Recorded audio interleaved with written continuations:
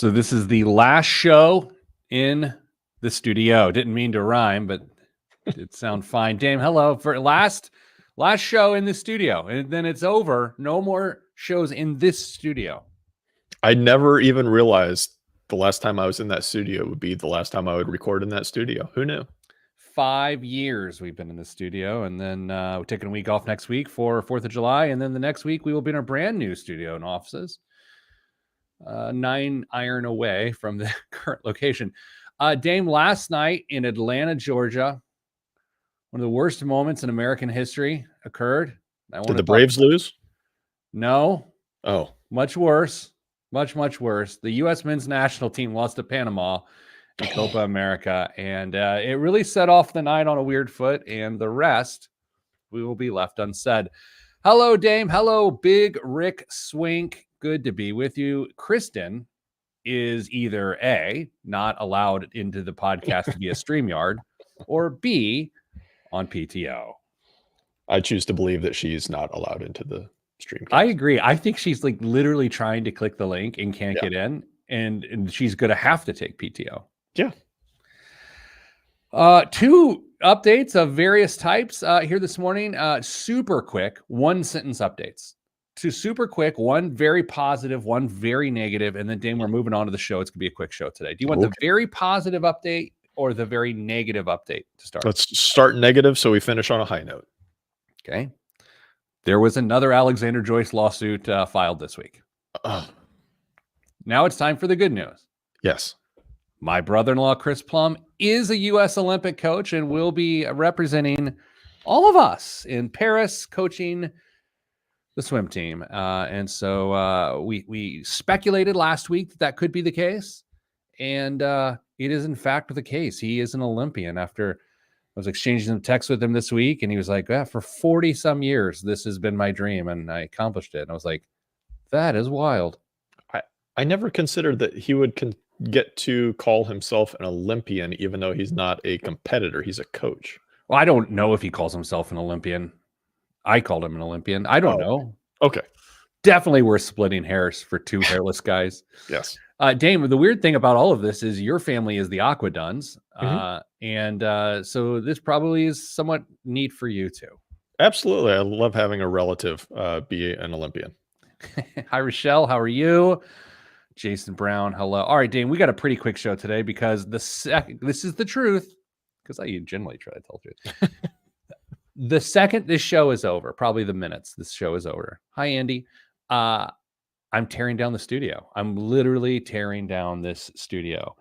So there we go. I also will note in the new studio, I will be standing and not sitting. I think that's going to increase your Yep. Yeah. Yep. Go ahead and say it, because it's what I'm thinking too. No, that's okay. We'll just let it play out. Chaos. Yeah, that's a good way to put it. Okay. All right. Well, let's do a little show. We got 2 email questions, and then we're doing end of the quarter stock market picks. Oh, Lord.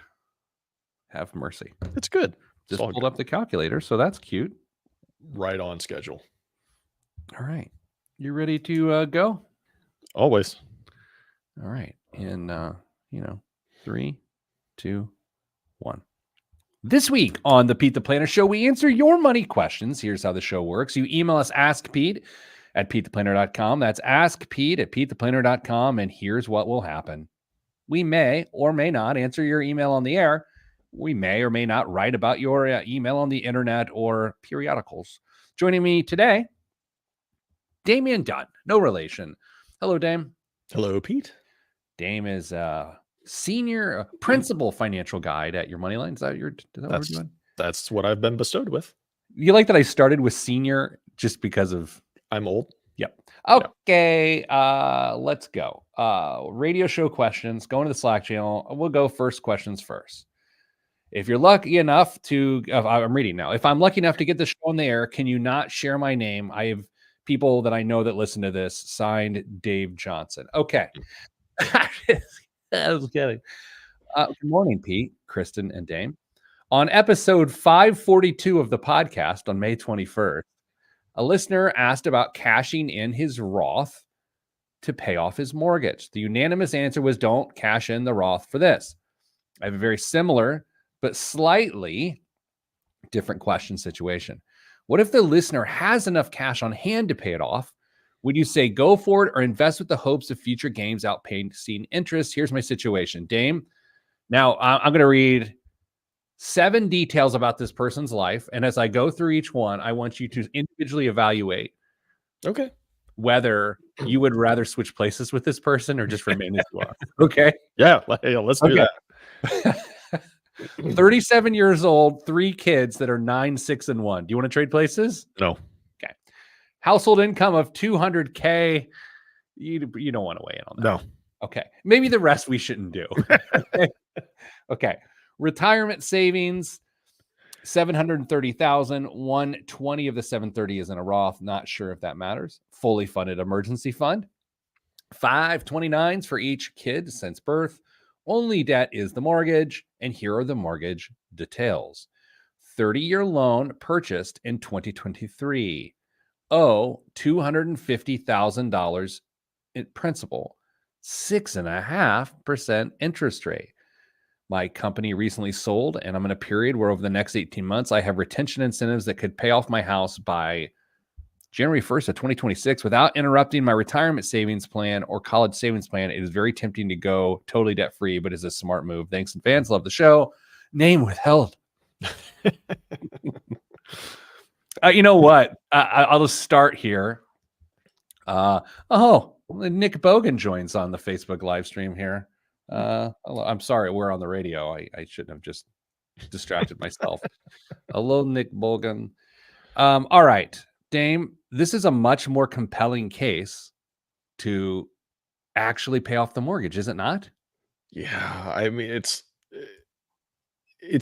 might be difficult for some to parse the situations by saying, well, if it's in a Roth and the money's available and I could potentially take that out versus having cash, but there is a significant difference, isn't there?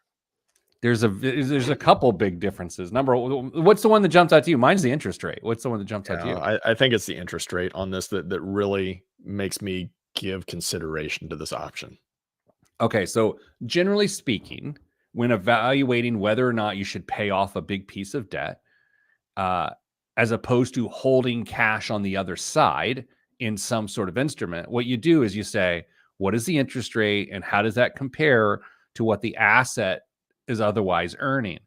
So even in the simplest form, if you said this person had a 5.25% money market account and they're paying 6.5% in interest on the very simplest, most distilled level, Dame, you could say you should pay off the debt. There are other factors here. And one of the other factors I see is he's already got almost $1 million saved for retirement at 37. At 37. Yeah. He's way ahead of the game. Very far ahead. I don't love a 30-year mortgage. And I don't love that he has a 6.5% interest rate, but I feel like he can solve both of those problems. What do you think? I'm just doing some quick math in my head here. What do you think his mortgage payment is? That's what I was trying to guess. Because the next question is, okay, let's say we give you the gold seal of approval and you go and you pay off this mortgage. What are you going to do with the mortgage payment that you're no longer obligated to make? Where's that money going? Because is it going to roll into the 529s? I know he said he's got them since birth for all 3 of the children, but you're not going to get any kind of financial aid with your household income. That's just not going to happen. So you're going to be on the hook for a large chunk of whatever's coming, unless there are academic or athletic scholarships coming through as well. Retirement, decent shape, as we know, but I think do you think they could potentially turn some of this into a little bit of lifestyle creep and still be okay with that mortgage payment? Think so? You went through the exact process I was going through in my head. Okay, so you pay off the mortgage. Now let's say we got $1,500 a month to do something with now. Mm-hmm. Okay. Are you going to expedite retirement in terms of what you put towards there? Not necessarily. Could you put $500 a month in each kid's child's college fund? Maybe. Sure. Could you increase non-qualified investments to allow yourself to retire well before 59 and a half? I think that's what I would do. What do you think? Yeah, so I'm looking at 730 by the age of 37. That's a staggering number. I to be able to agree. have. How? 20 okay, but let's just say this. 20 years. Let's say 20 years from now, we're approaching 59 and a half for him. Mhm. He will have at least 2 doubling periods, right? Mhm. So he'll have at least $3 million in savings Mhm. without saving another dime 20 years from now. I bet this is a combined account balance Yeah, between what he and his wife have both been able to, or he and his partner have both been able to put away. I agree with you. Yeah. So it's still, that is an amazing amount. But yeah, I think they could take a little bit of the mortgage payment, absorb it, make life a little bit cushier for themselves. I would be willing to bet that they are a pretty disciplined family based off of what this is already. And even though if we told them they could take all of it, they won't, because the proof is in numbers 1 through 7. See, when we've gotten these questions for years, and sometimes what we try to read behind the scenes and don't necessarily Mhm. talk about is, do we trust a person based on what they've already done to make a good decision? So it's not like this person's going to turn on a dime and all of a sudden become irresponsible and, oh, we had it all set up for 16 years as a working adult. I'd done all the right things. Then I got bad advice on the radio and I became like, this person's going to be fine no matter what. And if it were me, if it were if it were either of me, I think I would pay off the mortgage. Yeah, I think I would too.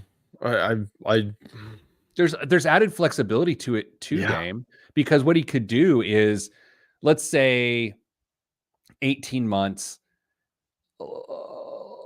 Let's say that's 6 quarters. It is 6 quarters, right? Mhm. 6 fiscal quarters. And Mhm. let's say he was getting incentive pay during those 6 quarters. He could actually accumulate it off to the side and then make the decision at the end. Sure. And put it in a high yield savings account or something like that in the meantime, make a little bit of interest on it, and well, or a lot of interest if we're talking about being able to pay off a mortgage, which yeah. I love it. Good for you, sir. Good situation to be in. Actually, Dame, coming up after the break, the next email question also involves high yield money market accounts Mhm. and interest rates. It's an interest rates extravaganza. I'm sorry. We'll be back right after this. I don't know. I got excited. So many friends here in the chat today. Tom Ricks, hello. Jameson, hello. Nick Bogan and I were college friends, and he's referencing the great Eduardo Rivera, who is our accounting teacher, who he talked like this. He was no, maybe that's not it. That was the Albanian locksmith. Oh boy, what are you gonna do? Dame, you got big 4th of July plans? Yeah, we're taking a little trip down south for a long weekend. We're gonna see a couple different fireworks shows and do some hiking in the mountains and have a grand old time. Yourself? Going to a Cubs game. Yeah. I've never been to a Cubs game, which is weird. Really? Yeah, isn't that weird? I will be anxiously awaiting your review of Wrigley Field. I'm sure I'll love it. Here's the vibe. I'm going to be there with a bunch of family. I'm going to have on a lot of sunscreen, Mm-hmm. skull protection for my baldness, and I'll probably be having an Askel Budweiser. Where are your seats? Do you know? Are they the bleachers? I don't know. Okay. I don't know. Anyway, okay, let's do it. Next segment. Everyone's enjoying themselves. Yay. 3, 2, 1. Back on the Pete the Planner show. Dame, another question about interest rates and savings. Dear Pete, my broker says I should move money from my money market account to a bond fund before interest rates start to fall. he says I can get about 8% on bonds once interest rates start to fall. It's in the 8% yield, right? And my money market returns will roll back to around 3%, in his opinion, from their 5% where they're currently paying. Does this make sense? Should I do it? So Dame, let's discuss. I actually know this person. Oh, and so I emailed them back and forth and got some more details that I can share with you. yeah. So what jumps out at you right away? I think interest rates will come back. I don't think it's going to be like a light switch, though. It's going to be a slow roll back to 3%, and possibly not until 2026, based on what the Fed's outlook is on what they're going to do with cutting of their rates. So I don't think this is an immediate decision that has to happen right now. It's still going to be okay for a while. Second, your advisor's right with how this is going to work in theory. If interest rates go down, bond prices go up, and if interest rates go up, bond prices go down. So there's an inverse relationship there with bond prices. So if that starts to happen, you want to make sure you are in as much as you can. But I mean, there's other aspects to consider here that your advisor may or may not have discussed, and this is where I'm going to pause and try and get some of that additional information from Pete before I go headlong into this conversation. So what okay, let's do this. Will be fun. You're going to ask me, because this is like the information I got to start, and then I went and asked for more information. So let's see if you're going to ask the same things that I asked. So what do you want to know? So the cash that is sitting there, that we are jumping from cash into bonds. What is the purpose for this cash? Man, sometimes it's like looking in a mirror. I know. It is a second tier emergency fund. So they've got a year's worth of savings set aside, and this is an additional $150,000 in the money market account. And they're thinking about moving 100 of it over.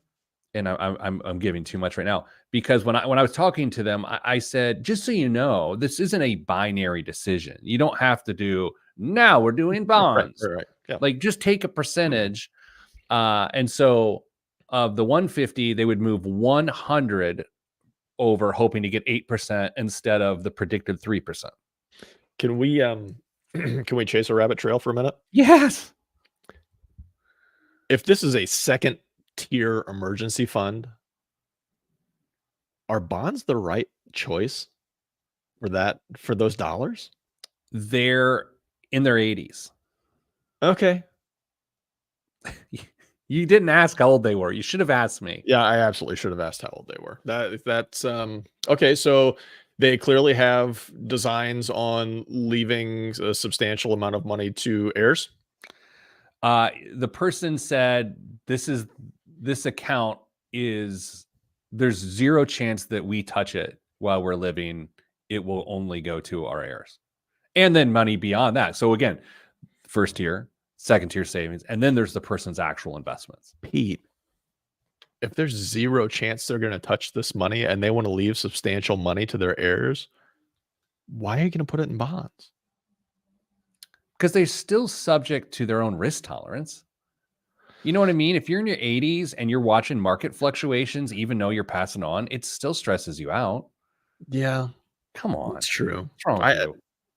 I guess I'm just looking to maximize the returns because in theory, if they don't have any intentions of using this money, and they are very confident they're not going to use this money, the time horizon changes completely for these dollars. I agree, but it's still the risk tolerance of an 80-year-old. I mean, even look, think about this for a second. And you just said the same thing. The time horizon for the 80-year-old, and this is sort of weird to talk about, actually extends beyond their time. Yes, right. But I don't necessarily believe the risk tolerance for the 80-year-old extends beyond their time. That's my opinion. Sure, that's fine. Risk tolerance is a very unique trait of all of us. So if they are of the fact they just want to keep it safe and make sure that they don't end up with less money. I still don't know if bonds are the right way to go, because bond prices and bond values will fluctuate based on what's going on in the market. So if they want to have the ultimate in safety for their money that they're not going to use, who cares? Just leave it in the savings account and let it get 3 to 5%. Here's another thing I told the person. So the man is, I say, more aggressive than his wife, Okay. investment wise. But even then, there's always blurred lines of risk tolerance. Mhm. I can say more aggressive, but that may not actually be aggressive. Mhm. And so I knew that this person was going to have to talk his partner into this move that their broker recommended, because she's more naturally conservative. Mhm. So I said, okay, well, what's the opportunity cost or relationship trust withdrawal cost Mm. of doing this to only get $5,000 more per year? Because if you think about this, it's $100,000. They're trying to get 8% instead of 3%, which Yeah. is a 5% difference. Is all of this rigmarole worth it for $416 a month and possibly adding stress to a beautiful retirement situation? And if there's more than one heir, even less per heir. Right? We're talking about a very microscopic difference, not microscopic, but a rather insignificant difference if there's 5 people that are going to inherit this money versus just one. I mean, again, if we get into what would I do, and you can get into what would you do, if Mhm. I were 80, I'd have the same haircut as I have now, as would you. I'd probably leave well enough alone. I just don't understand squeaking out additional yield given these circumstances, even though I'm never going to touch the money. I just I don't want to mess with it.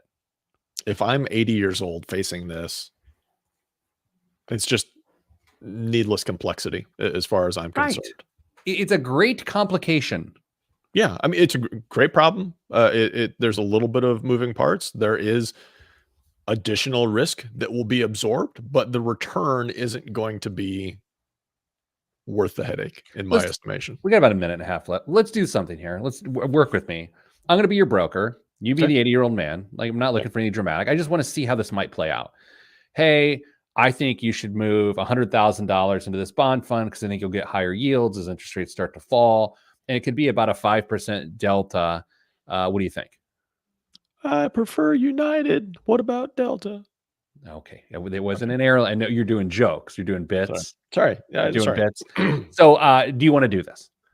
Um, so how much in real money are we talking? Probably about $5,000 per annum. And how much extra is this going to cost me to do this? Negligible cost. Negligible cost. Do I have any tax consequences off of this? No, not necessarily. I mean, if I was a real stick in the mud, I would ask, how much are you going to make on the sale of these bonds, or managing this money, because it would be moving it from a cash account into a bond account, something that would be managed. But If, let's say you say no with the 15 seconds no, we have left. You say no. no, Here's what you're like, okay, just thought I'd bring it up, see if you want to do it. No problem. that's How that it should go. conversation. Yes. I should not try to talk you into it, by the way. Yes. And it's with that we take a break. Coming up after the break, stock pick review. I'm Pete the Planner. I love that the operative point was the 3 seconds at the end.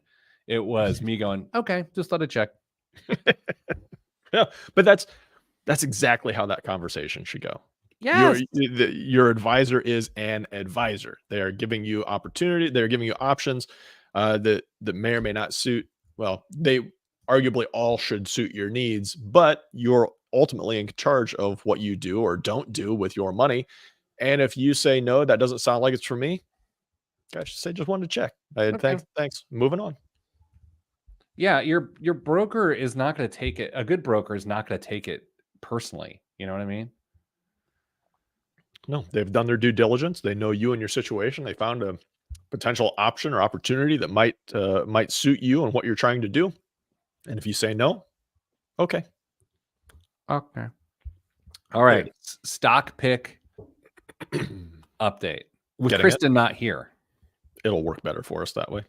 Why is that? So she's not spending the whole segment bragging? Mhm. Okay. Are you ready?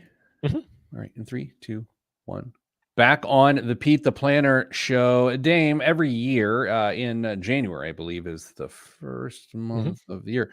We do a little entertainment exercise called the Great Stock Pick Extravaganza. Is that what we call it? Of course.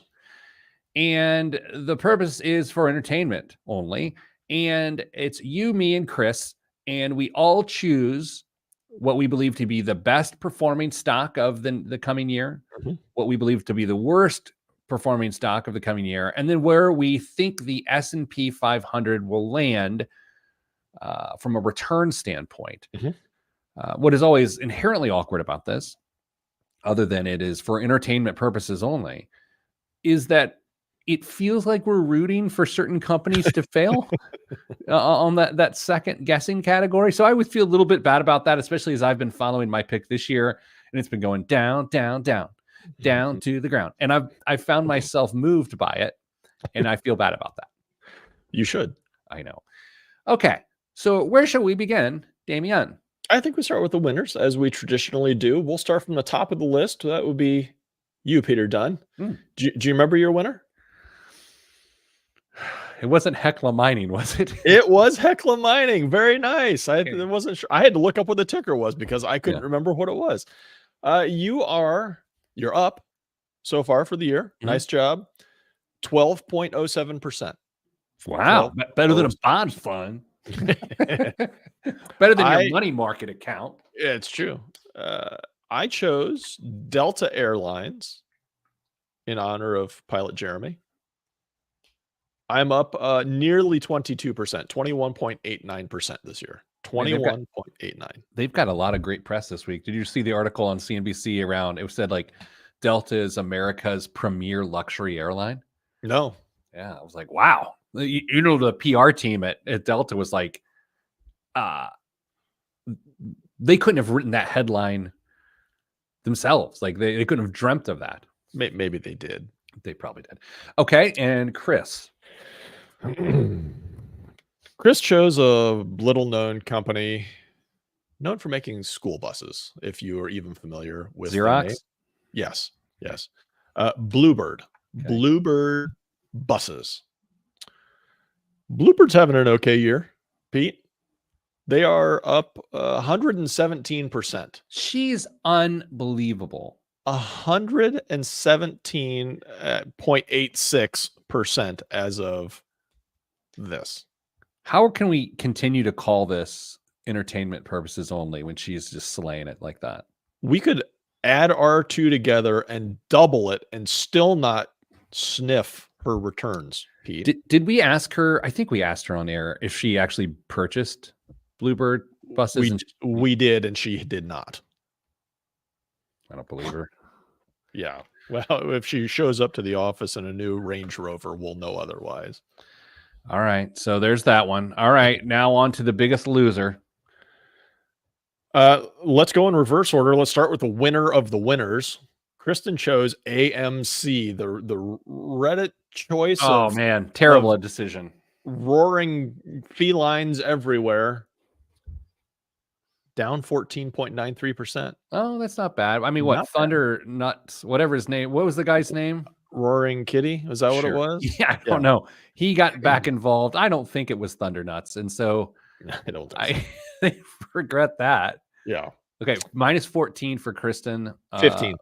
Just updated minus 15% for Kristen at this point. The more you talk about that stock, it really is a meme stock. We talked about it on a it went down further. Yeah. I'm the new Thunder Nuts. The power. There's a t-shirt for reunion coming, just so you know. Okay. And then you're next. I am next. I had Beyond Meat for not only business, but professional and ethical reasons, down 14.98%. So Kristen and I right neck and neck with our losers at this point. You chose Beyond Meat for ethical reasons? Because nobody should have to eat meatless meat. Just Oh, eat a salad. reverse from what I Yeah. was thinking. No, just eat yeah. Uh, I didn't realize that was the setup. I just oh damn. And now we come to the loser of the winners, Peter Dunn. Is it the winner of the losers? Oh, but I lost the winners. He's lost the winners. Yeah. Yeah. Keep up. You chose Big Lots Yep. for your loser. Well done. They're down 74.6% year to date. This is where we both feel guilty for cheering that company's demise. Now this sounds a little gross, and I'm sorry, but since they're struggling so bad, and that it generally leads to shrinkage, contraction, there's a lot of opportunities at Bluebird buses. You know what I mean? So, man, Yeah. I know Big Lots isn't a dollar store. That's not exactly what they do. But the demise of dollar stores has been wild. Man, the Dollar Generals are nuts up in my part of the state. So I think it depends on maybe some region specific stuff, but Dollar General is going strong, and I don't know so much about like Dollar Tree and whatever the Family Dollar, is that the other one as well? But some may be struggling. Dollar General is not doing so well. Stock price, I don't know what the stock price is, but at least their market presence is not suffering at all. Is that a sort of store you would go into for this or that because you know they have this or that? Dollar General? Yeah. Yeah, just went to one last night actually. What oh, Pete's out of touch. Yes, I know. What is at a Dollar General? All sorts of stuff. There's a limited amount of grocery items, but they've got coolers as well, so you could get butter, cheese, cold meat, milk, maybe some juice, frozen foods, things like that. And then they've got household items, laundry, detergent, toilet paper. They've got cards. They've got. I mean, it's like a very shrunken down grocery store at that point. They're super convenient, and for some reason, at least in Northeast Indiana, the people they hire there are consistently some of the most polite people you'll ever run into. There you go. I don't know any of these things. Yeah, that's nice to hear. All right, S&P 5. By the way, Kristen joins us in Facebook Live. She just couldn't make it in. She tried. She must have tried. She totally tried to make it on the live stream and couldn't. I love it. That's not true. It's a day off. Dame, tell me more about our S&P 500 picks. We had a range of picks this year, just like we did last year. Sure. Would you like me to give the picks and then what the S&P 500 is right now, or should I start with the S&P 500 results and then go through the picks? You give us what the S&P 500 did, and then we'll go through the picks. Okay. So far, year to date, S&P 500 has returned 16.48%. Let's call it 16.5 to make it simple. I chose 6% annual return this year. 6%.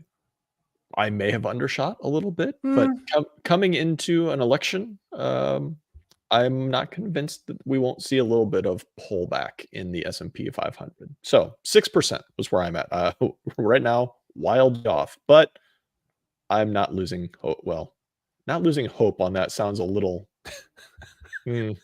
See, I told you this is. Yeah, that was a little bit more challenging than I thought it was going to be. Kristen chose 8%. Okay.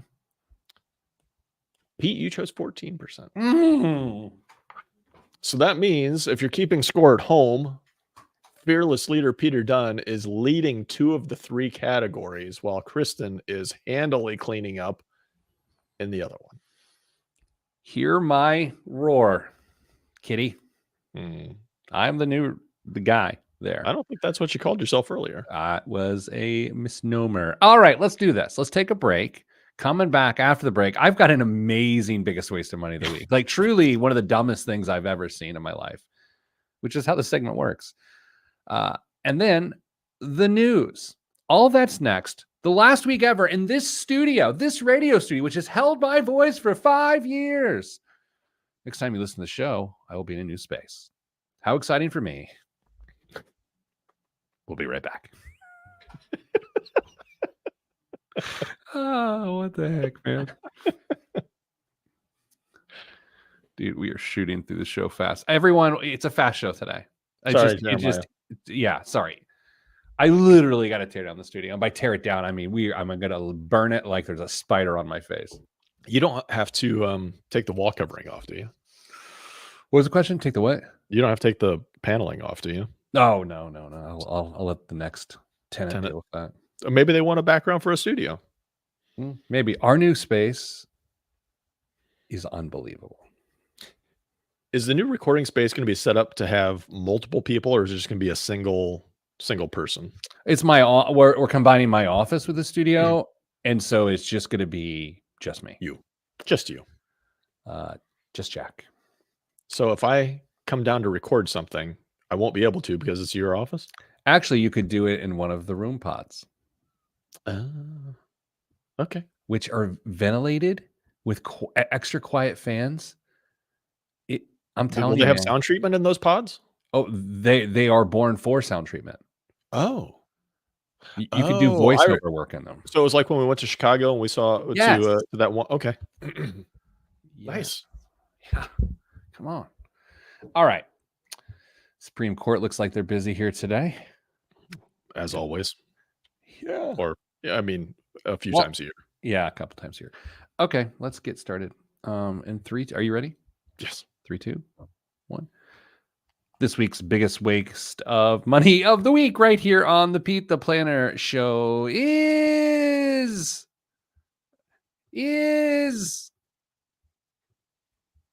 this.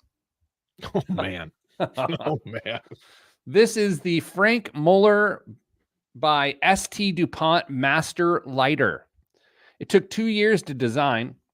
It has a wait list. It can tell time, and it can light your high-end cigar.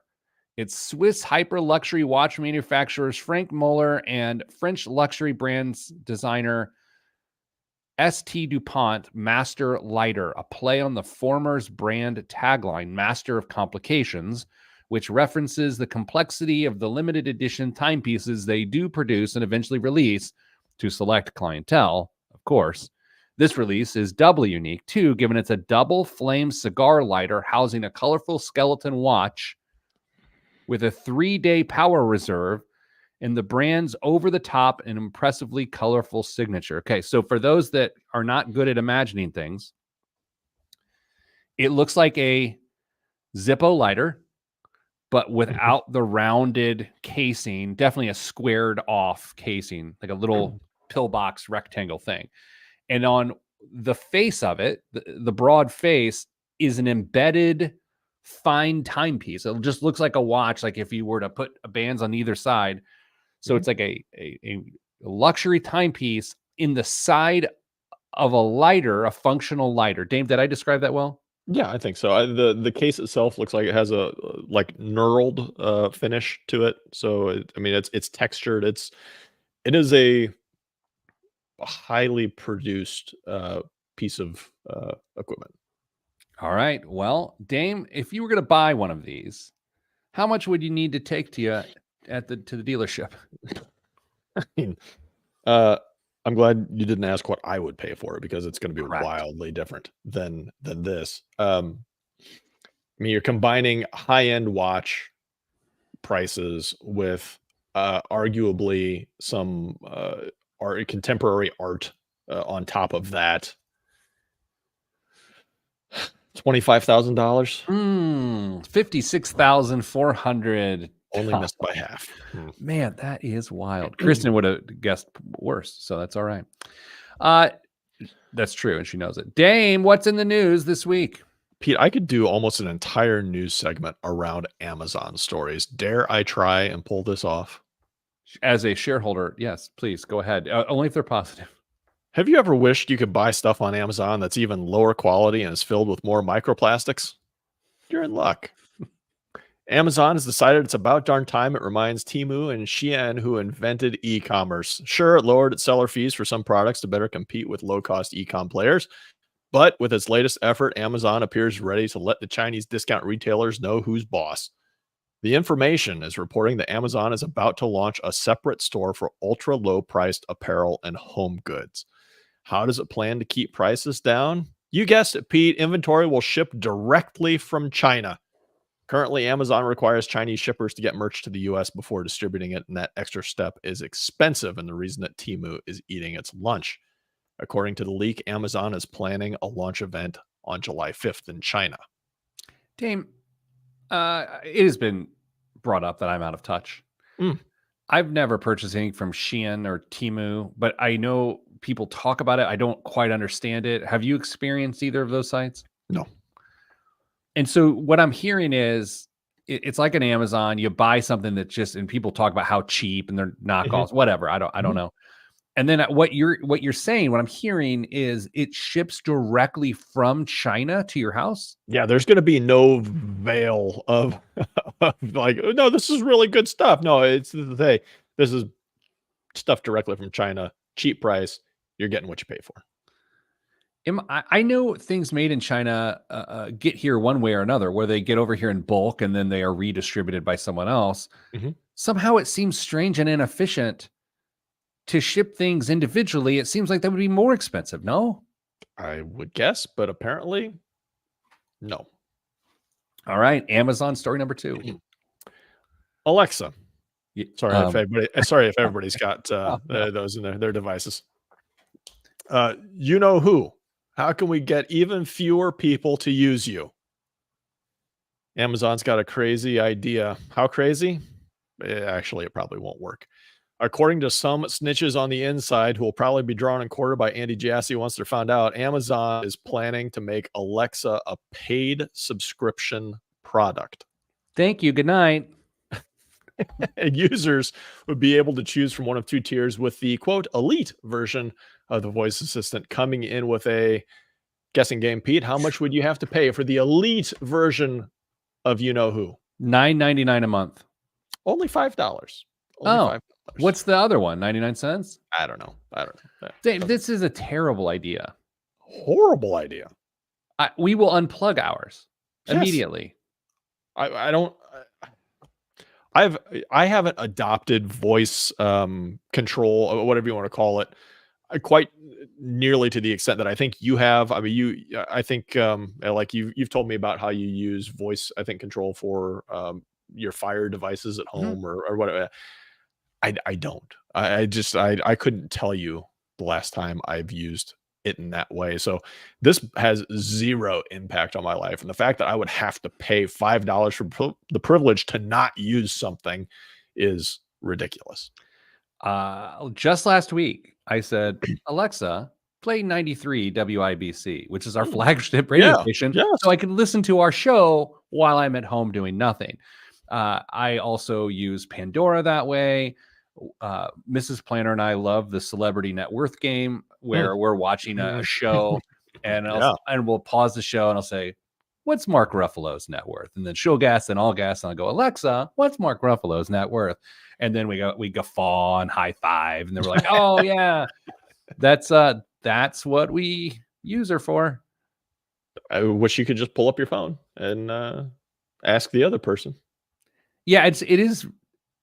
I'm other than playing music effortlessly, which again, it takes 2 more seconds to do it on your phone. I don't understand why anyone would pay for that. Yeah, I don't get it. I think somebody has potentially overvalued the worth of their service. And do you have another Amazon story? I do, but it stinks. And so we're going to skip that last one. And we'll go with something that I think will provide a little bit of discussion for amongst us at the end of it. There's a new $5 meal on the block, but this one doesn't involve a cutesy jingle or a footlong sandwich. No, McDonald's rolls out its new value offering this week, aiming to lure back cost-conscious customers who turned away from the chains amid increasing prices. The deal includes 4 items, a McChicken or McDouble, 4-piece nuggets, small fries, small drink, but will only be available for 1 month. Why are they doing this? People aren't flocking to the Golden Arches like they used to. McDonald's missed sales expectations in Q1 pretty badly, but it's also battling a perception fueled by viral social media posts that the once reliably affordable chain has gotten too expensive. McDonald's is hoping the $5 meal will bring back customers. So much that Coca-Cola has contributed $4.6 million to subsidize the promotion after some franchisees said it would eat into their profits. Racing to the lowest price, McDonald's may be the largest fast food chain by sales volume, but its competition tougher than the day-old fry. Last month, shortly after Bloomberg reported the chain's intentions to bring out the deal, Burger King debuted its own $5 meal, Wendy's dropped a $3 meal, and Starbucks jumped in with a $5 coffee and pastry combo. Pete, the new $5 deal from McDonald's, an old school $5 footlong, or five for five from Arby's circa 1994. What is the go-to? Oh man, and out of respect to my father, it's the 5 for 5 at Arby's. Yes. My dad used to rock that all the time. Dame, you have to choose a true classic fast food burger order. What and where? Classic? Well, it can't be like Five Guys. It has to be one of the real G's. It would have been, if I'm going back to like high school time, it would have been quarter pounder with cheese, fries, and a shake from McDonald's. Yeah, I was a Big Mac guy for a super, super long time. And then I moved on to the QPC. And it's with that, no one cares. All right. Next time you hear these golden pipes, they'll be in a new studio. Yeah. Should you care? No, you'll probably just complain about how tinny the room sounds. Sending you good vibes, because good vibes are all that's in the budget. I'm Pete the Planner, and this is the Pete the Planner Show. All right. I did pause notifications in Slack, and I just want to see how many are built up right now. 7. That's not bad. Yeah, well, I'm just saying the Slacks I get are more intense than Slacks you get. Every Slack that is sitting there right now is going to take me 30 minutes to deal with. I guarantee it. That's the nature. Oh, Dame. We did it. So this is it. This is it for the studio. Yeah. Fun. It's fun. We got this space in July of 2019. Then the pandemic happened. And then we've been back. It's fine. It was good. It's looking a little dated in terms of what the kids are doing. I mean, I basically have the same background with the wood. So yours looks good though. Like mine looks dated. Yours looks really good. And you got the buffalo paint. That's true. Yeah. Okay. I feel like there's something I've been meaning to tell you and I don't remember. I don't know. No show next week. Did we say that already? No show next week. Stay away from fireworks. They're a waste of money and they'll just go into your eye. It's true. Both are true. All right, everybody. Stay getting money.